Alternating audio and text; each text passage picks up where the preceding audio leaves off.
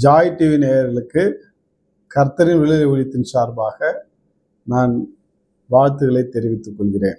வேதத்தை அறிந்து விடுதலை பெற என்ற நிகழ்ச்சியை நீங்கள் தொடர்ந்து பார்த்து வருகிறீர்கள். கர்த்தர் உங்களை ஆசீர்வதிப்பாராக. வேதத்தில் இருக்கிற மறைவான சத்தியங்களை இந்த நிகழ்ச்சியின் மூலமாக ஒவ்வொருவரும், கிறிஸ்தவர்கள் ஒவ்வொருவரும் அறிந்து கொள்ள வேண்டும் என்று இந்த நிகழ்ச்சியை நாங்கள் ஜெபத்தோடும் கருத்தோடும் உங்களிடத்திலே நாங்கள் சமர்ப்பிக்கிறோம். இதை பார்க்கிற, இதன் மூலமாக ஆசீர்வாதத்தை பெறுகிற, வேதத்தை புரிந்து கொண்டு அதன்படி நடந்து ஆசீர்வாதத்தை பெறுகிறவர்கள் எங்களை தொடர்பு கொண்டு உங்கள் சாட்சிகளை தெரியப்படுத்துங்கள். அது என்னையும் எங்களையும் எங்கள் ஊழியத்தையும் உற்சாகப்படுத்துவதற்கு அது மிகவும் உதவியாக இருக்கும். அன்பாவிலே, இன்னைக்கு கேட்டுட்டு அப்படியே இந்த காலை வாங்கி இந்த காலை விட்டுட்டு போயிடாதீருங்க. அதை இருதயத்தில் வைத்து அதன்படி வாழ்ந்து வெற்றியை பாருங்கள். கர்த்தர் உங்களை ஆசீர்வதிப்பாராக. இன்றைக்கு நாம் மத்தேயு 15ஆம் அதிகாரத்தில் 3வது பகுதியாக 29வது வசனத்திலிருந்து கடைசி 39வது வசனம் வரைக்கும் உள்ள பகுதியில் இருக்கிற ஆழமான வசனத்தினுடைய சத்தியத்தை நாம் அறிந்து கொள்ள போகிறோம். இயேசு அவ்விடத்தில் புறப்பட்டு கலிலேயா கடல் அருகே வந்து ஒரு மலையின் மேல் ஏறி அங்கே உட்கார்ந்தார். அப்பொழுது சப்பானிகள், குருடர்கள், ஊமையர்கள், ஊனர்கள் அவருடைய அனைவரையும் ஜனங்கள் கூட்டிக் கொண்டு இயேசுவிடத்திலே வந்து அவர்களை அவர் பாதத்திலே வைத்தார்கள். அவர்களை அவர் சுஸ்தப்படுத்தினார். ஊமையர் பேசுகிறதையும், ஊனர்கள் சுஸ்தமடைகிறதையும், சப்பானிகள் நடக்கிறதையும், குருடர்கள் பார்க்கிறதையும் கண்டு ஆச்சரியப்பட்டு இஸ்ரவேலின் தேவனை மகிமைப்படுத்தினார்கள். அன்பாலே, இயேசு ஆண்டவர் உயிரோடு இருக்கும்போது அநேகருக்கு அவர் அநேக அற்புதங்களை செய்து தேவனை மகிமைப்படுத்தி கொண்டிருந்தார் என்று பார்க்கிறோம். அடுத்தது 32வது வசனத்தில் தான் பாருங்க, இயேசு தம்முடைய சீஷர்களை அழைத்து, ஜனங்களுக்காக பரிதபிக்கிறேன். இவர்கள் என்னிடத்திலே 3 நாள் தங்கி சாப்பிட ஒன்றுமில்லாது இருக்கிறார்கள். இவர்களை பட்டினியா அனுப்பிட எனக்கு மனதில்லை, வழியில் சோர்ந்து போவார்களே என்றார். இந்த வார்த்தை என்ன ரொம்பவும் ஒலிக்கியது. ஏன்னா ஆண்டவருடைய குணத்தை இங்கு பிரதிபலிக்கிறதா இருக்கிறது. 3 நாள் உட்கார்ந்து ஆண்டவருடைய சொற்பொழிவை கேட்கிறார். சாப்பாட்டை மறந்து, வீட்டை மறந்து, என்ன சொல்ல போனா தூக்கத்தை மறந்து. இன்னைக்கு எல்லாம் நம்ம எதுக்கு முக்கியத்துவம் கொடுக்குறோம்? கிறிஸ்தவலா இருக்கிற நாம தூங்குறதுக்கு முக்கியத்துவம் கொடுக்குறோம். அன்பாலே, இன்னைக்கு எல்லாத்தையும் மறந்து 3 நாள் ஆண்டவர் பேச அதை கேட்டுக்கொண்டே இருக்கிறார்கள். உண்மையிலே நேற்று ஒரு ஊழியர் கூடைக்கு நான் சென்றிருந்தேன். அங்க ஒரு சகோதரர், ரமேஷ் என்ற ஒரு சகோதரர், உண்மையிலே பைபிளே திறக்காம 3 மணி நேரம் பேசினாருங்க. சத்தியத்தை அவர் பாட்டுனே கடன்னு சொல்லிட்டே இருக்கிறார். உண்மையிலே நேரம் போனதே தெரியல. 3 மணி நேரம் கண்ணு மூடி கண்ணு திறத்துல போன மாதிரி ஆயிடுச்சு. அத்தனை ஊழியக்காரர்களும் அருமையாக கேட்டார்கள் உட்கார்ந்து. அன்பாலே, இன்னைக்கு ஏன் இதை சொல்றேன்னா, சத்தியத்தை கேட்க ஆர்வம் உள்ளவர்களா இருக்கிறோமா? இன்னைக்கு இக்காலத்து கிறிஸ்தவர்கள் 1 நிமிஷம் இந்த ஷார்ட் எப்போ வந்ததோ, இந்த ரீல்லாம் எப்போ வந்ததோ, இன்னைக்கு குறுகிய காலமாக இன்ஸ்டன்டா இருக்குது. ஃபாஸ்ட் ட்ராக்கில் போயிட்டு இருக்கிறோம். அன்பாலே, அதெல்லாம் எடுத்துட்டு சத்தியத்தை அறிய நம்ம நேரம் செலவு பண்ணணும். இந்த மக்கள் 3 மணி நேரம் ஆண்டுடைய பாதத்தில் அமர்ந்திருந்து சத்தியத்தை அறிந்து கொண்டார்கள். ஆனால்தான் ஏசாண்டர் சொல்றாரு, இந்த ஜனங்களுக்காக பரிதபிக்கிறேன் என்றார். அன்பாலே, இன்னைக்கு ஏசாண்டர் யாருக்காக பரிதபிப்பாரு அப்படின்னா, அவருடைய பாதத்துல காத்திருக்கிறவர்களுக்கு தான் பரிதபிப்பார். அன்பாலே, இன்னைக்கு நம்ம அவர் பாதத்துல காத்திருக்க நம்ம கற்றுக்கொண்டிருக்கிறோமா?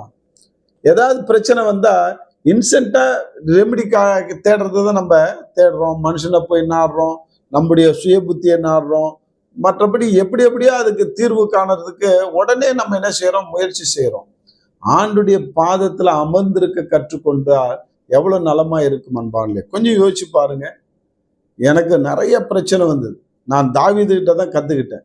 1 சாமுவேலின் புத்தகத்துல 30 வந்துன்னா, அந்த அமலேக்கியர்கள் அவனுடைய மனைவி பிள்ளைகள் எல்லாம் கொள்ளையடிச்சுட்டு போயிடுவார். அப்ப தாவீது கூட இருந்தவங்களே அவரை கல்லால் அடிச்சு கொள்றதுக்கு வந்துருவாங்க.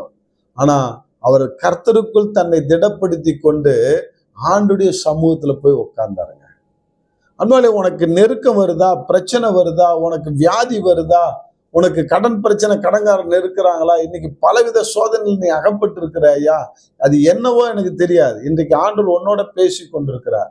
நீ தாவீதை போல கர்த்தருக்குள் தன்னை திடப்படுத்துகிறாயா? உணர்ச்சி வசப்படுகிறாயா, அழுகிறாயா, அங்கலாக்கிறாயா, அல்லது வேற மனுஷங்கிட்ட உதவியை நாடி ஓடுகிறாயா? அன்பான்ல எனக்கு ஆண்டவர் சொல்லி கொடுத்த ஃபார்முலா உங்களுக்கு சொல்லித்தரேன். எரேமியா 17:7 ஆண்டவர் சொன்னார் ஒரு வார்த்தை. என்ன சொன்னார்னா, மனுஷன் மேல் நம்பிக்கை வைத்து, எரேமியா 17:5 நீங்க படிச்சு பார்த்தீங்கன்னா தெரியும். இன்னைக்கு அப்படிதான் நான் இருந்தேன். 5வது வசனத்தின்படி தான் நான் இருந்தேன். என்னன்னா, மனுஷன் மேல் நம்பிக்கை வைத்து மாம்சமானதை தன் புயபலமாக்கி கொண்டு கர்த்தரை விட்டு விலகுகிற இருதயம் உள்ள மனுஷன் சபிக்கப்பட்டவன் என்று சொல்லியிருக்கிறார். நான் ஒரு காலத்துல அப்படிதான் இருந்தேன். 30 வருஷத்துக்கு முன்னாடி என்ன நம்பினேன், மற்ற மனுஷனை நம்பினேன். நான் அரசியல்வாதியா இருந்ததுனால அரசியல்வாதிகள் எல்லாம் நம்பினேன். அவர் உதவி செய்வார், இவர் உதவி செய்வார், இவர் பார்த்துப்பார், அவர் பார்த்துப்பார். ஒருத்தரையும் என் கடன் பிரச்சனையை அடைக்கிறதுக்கு முன் வரவே இல்லை. என் சொந்தக்காரங்களாகட்டும், என்னுடைய உற்றா உறவினராகட்டும், என்னுடைய நான் நம்பின நண்பர்களாகட்டும், அரசியல்வாதிகளை ஒருத்தரும் ஹெல்ப் அவன் கடனை அவன் தான் அடைக்க முடியும். இன்னைக்கு அன்பால இன்னைக்கு அப்படியாக மனுஷன் நம்பினேன், என்ன நம்பினேன், ஆனா வீணாதான் போனேன். உதவி வராம அவன் எப்படி இருப்பானா, 6வது வசனம் சொல்லுது, அவன் அந்தர வெளியில் கரளையாய் போன செடியை போல் இருந்து நன்மை வருகிறதை காணாமல் வனாந்தரத்திலே வறட்சியான இடத்திலே குடியில்லாத ஒரு நிலத்திலே தங்குவான். இந்த நிலைமை தான், வறட்சி தான் எனக்கு காணப்பட்டது. எப்போ? 30 வருஷத்துக்கு முன்னாடி. ஆனால் அழகா ஒரு பார்முலாவை எனக்கு கற்றுக் கொடுத்தாரு. என்னன்னா, 7வது வசனம் தான் முக்கியமான வசனம். கர்த்தர் மேல் நம்பிக்கை வைத்து கர்த்தரை தன் நம்பிக்கையாய் கொண்டிருக்கிற மனுஷன் பாக்கியவானார். அவன் தண்ணீரண்டிலே நாட்டப்பட்டதும் கால்வாய் ஓரமாய் தன் வேர்களை விடுகிறதும் உஷ்ண வருகிறதை காணாமல் இலை பச்சையா இருக்கிறதும் மழை தாட்சியான வருஷத்திலும் வருத்தமின்றி தப்பாமல் கனி கொடுக்கிறதுமான மரத்தை போல் இருப்பானார். இது எவ்வளவு பெரிய ஆசீர்வாதம் பாருங்க. மழையே பெய்யாட்டாலும் உன் மரத்துல கனி இருக்குன்னாரு.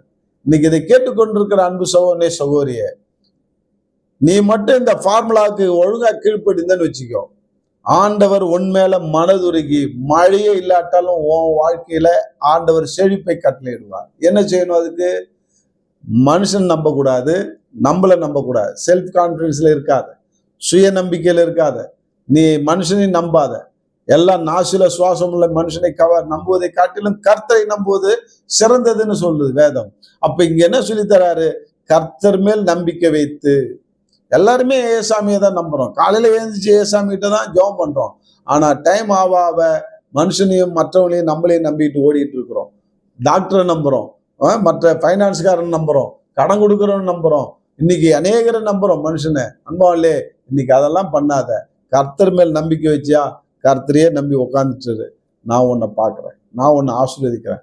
அந்த சத்தியத்தை தான் கற்றுக்கிறேன். இன்னைய வரைக்கும் நான் கர்த்தர் மேல் நம்பிக்கை வச்சுட்டு, ஆண்டவரே இவ்வளவு தேவை எனக்கு, நீங்க தான் உதவி செய்யணும், வேற யார்ட்டையும் மனுஷன்கிட்ட போய் கேட்க மாட்டேன், நீங்க தான் உதவி செய்யணும்னு ஆண்டவரே நம்பி உக்காந்து இருக்கிறேன். அன்பாலே, இன்னைய வரைக்கும் அந்த ஃபார்முலா நான் கீழ்ப்படுகிறேன். வீட்டை தேடி எனக்கு ஆசீர்வாதத்தை கொடுத்துட்டு போறாருங்க. ஒரு நன்மையும் குறைவுபடல. அதே போல மனதுருகிற தேவன். எப்போ? ஆண்டுடைய பாதத்துல நீ காத்திருக்கும் போது. இந்த ஜனங்கள் 3 நாளாக ஆண்டுடைய பாதத்துல காத்திருந்தார்கள். அவர்கள் மேல் மனதுருகினார். அதுக்கப்புறம் என்ன நடந்தது? அவர் 2 அப்பம் 5 மீன் எடுத்து 7 அப்பங்களையும் சிறு மீன்களையும் கொண்டு வந்து கொடுத்தாங்க. இதான் இருக்குதுன்னு அதை ஆசீர்வதித்து அதை பிட்டு பந்திக்கு கொடுக்கினாரு. கிட்டத்தட்ட 4000 பேர் சாப்பிட்டுட்டு 7 கூடையில மீதி எடுத்தார்கள் என்று இந்த வேத பகுதியில இருக்கிறது. மத்தேயு 15ஆம் அதிகாரம் இன்னைக்கு இது சொல்லுகிறது. 7 கூடையில். 7 என்பது நிறைவான ஆசீர்வாதம், பரிபூர்ணம் என்று சொல்லுவார்கள். அன்பாலே, இன்னைக்கு திருப்தி அடைந்தார்கள் என்று பார்க்கிறோம். அப்போ 3 நாள் உட்கார்ந்து ஆண்டுடைய பாதத்துல அவருடைய வார்த்தையை கேட்டதுனால ஆண்டவர் மனதுருகி அவர்களுக்கு நிறைவாய் அவர்களுக்கு என்ன செஞ்சார்? போஷித்து 7 கூடைகளிலே மீதம் எடுக்க செய்தார். இன்னைக்கு உன் வாழ்க்கையில மீதம் எடுக்க செய்வார். அம்மாலே, உன் வாழ்க்கையில அற்புதம் செய்வார். இதை கேட்டுக்கொண்டிருக்கிற அன்பு சகோதரனே, சகோதரியே, நீ எந்த திருச்சபையானாலும் இரு, சத்தியத்தை அறி, சத்தியம் உன்னை விடுதலையாக்கும். ஐயோ, இத்தனை வருஷமா நான் சபைக்கு போறேனே, எனக்கு விடுதலை இல்லையே, நிம்மதி இல்லையே, என்னுடைய வியாதி போலியே, என் பிரச்சனை தீரலையே, அங்கலாய்க்காத, அழுவாத. ஆண்டவருடைய உட்கார்ந்து பாதத்துல உட்கார கத்துக்கொள். ஆண்டவருடைய பாதத்துல உட்கார்ந்து ஸ்மார்ட்டா வேதத்தை வாசி. ஆண்டவர் உன்னோட பேசுவாரு. அதுதான் ஆண்டவர் பேசுற வழி. நீ ஆண்டவரோட பேசுற வழிதான் ஜெபம். ஆண்டவர் பாதத்துல உட்காருது. 2 பேரும் நல்ல உறவுல உட்காரும். இந்த மரியாதை பார்க்கிறோம். எடுபடாத நல்ல பங்கை தெரிந்து கொண்டால் பாதத்துல உட்கார ஆரம்பிச்சா. ஆனா மாத்தல் என்ன? பற்பல வேலையை செஞ்சு கவலைப்பட்டு ஆண்டவரே முறுமுறுக்கிறா, சொல்லி குறை சொல்றா. ஏன் ஆண்டவரே உனக்கு மனசாட்சியே இல்லையா?